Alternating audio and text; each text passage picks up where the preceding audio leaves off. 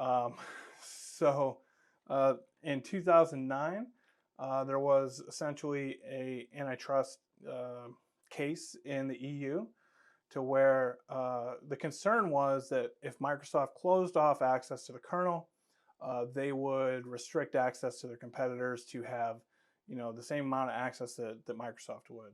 I.e., think about Windows Defender. The EU is saying you can't close off the kernel, but then have Defender use, pieces of the kernel that other vendors cannot. Right? You need to keep the kernel open.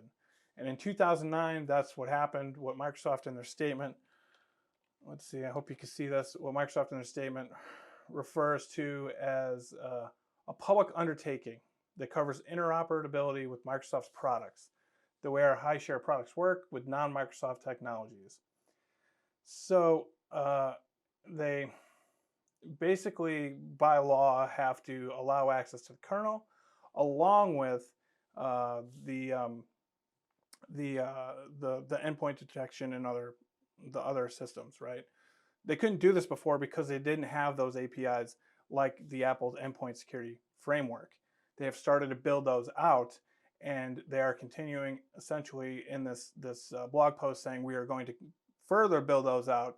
So the goal is that they get to a closed kernel, and we, most people think that they'll get there, and that at some point you will see a closed kernel.